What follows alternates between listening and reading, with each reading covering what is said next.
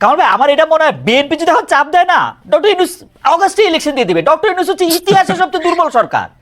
BNP যদি সত্যি এটা মিন করে 5 আগস্ট না, ওই 4 আগস্ট ইলেকশন দিয়ে দিবে।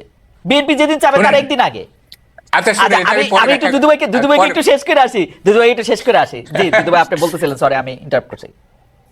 সেটা হচ্ছে, আমি মনে করি যে কাল সকালে ঘটনাটা এটা এখনই ডিসাইড করা ঠিক হবে না, এটা আমার কাছে মনে হয়।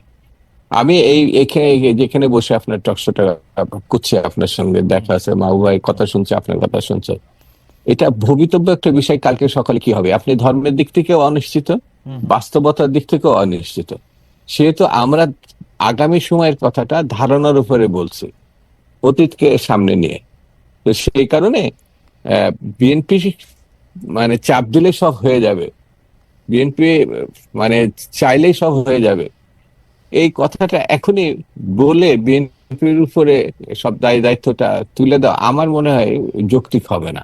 বিএনপি একটি মানে আলাদা রাজনৈতিক দল, বড় দল, অতীতে সে সরকার পরিচালনা করেছে। কিন্তু আপনি একটু আগেই বলেছিলেন যে সচিবালয় বা বিভিন্ন জায়গায় বিএনপি না অন্যরাও এটা নিয়ন্ত্রণ করছে, কিন্তু বিএনপি সব কন্ট্রোল করছে, এটা যেটা আপনারা বলছেন। আমার ধারণা, আমার থেকে কম ইনফরমেশন আপনার কাছে নাই। আমার কাছে যে ইনফরমেশন, সচিবালয় বা আমলাদেরকে বিএনপি এবং জামাতই আসলে নিয়ন্ত্রণ করতেছে। বিএনপি বেশি, জামাত অল্প অল্প বিস্তর আর কি। আপনার কাছে তো মনে হয় একই তথ্য আছে। বিএনপি দুদুভাই, মানুষ আপনাকে তদবির করে না। আমার বন্ধু, আমি বলি, আমি তো সরকারি চাকরি কিছুদিন করছি, আমার বন্ধুরা তো আপনার কাছে এসে তদবির করার কথা ভালো পোস্টিং পাওয়ার জন্য, যারা এখন আমি একটু আপনার বাধাই দিই। সেটা হচ্ছে এই জন্যে যে আমি বলার আগ পর্যন্ত আপনি পুরোটাই বিএনপি মানে নিয়ন্ত্রণে বলছিলেন। আমি বলার পরে জামাতকে যুক্ত করছেন। আমি যদি আবার 5 মিনিট বলতে পারি তখন হয়তো আমাকে দেন খালেদ, একটা মিনিট। এটা দুদুভাই হচ্ছে এটা বলছে।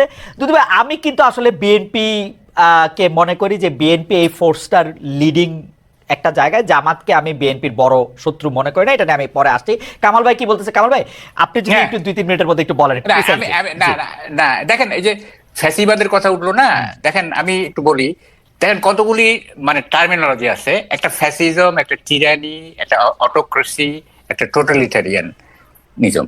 দেখেন এটা প্রত্যেকটা এই শব্দগুলি কিন্তু একটা ডিফারেন্ট কনোটেশন আছে। ফ্যাসিজম হচ্ছে আপনার sovereignty of state over its population, এইটা হচ্ছে ফ্যাসিজম।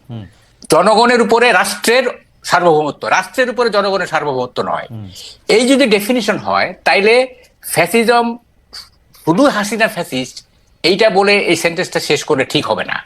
আচ্ছা, এখন দেখেন কথাটা হচ্ছে যে মানে এই যে মানে রাজনীতিটা চলছে না। আপনারা বলতেছেন যে বিএনপি দখল করছে, জামাত দখলে, কেউ তো সমন্বয়কদের কথা বলছেন না, কেউ তো মানে এই যে মানে এটা কি বলে যে দখলবাজি না, এই যে মানে তদবির তো বেশি করতেছে সমন্বয়করা।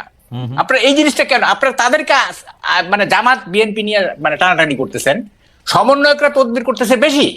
এটা আমার কাছে অনেক খবর আছে, আমি সাংবাদিক যেহেতু। সুতরাং এই যে এইভাবে কিন্তু মানে একটা জিনিসকে মানে প্রমিনেন্স দেওয়া আর একটাকে মানে সাইডলাইনে নিয়ে যাওয়া, এটা ঠিক না।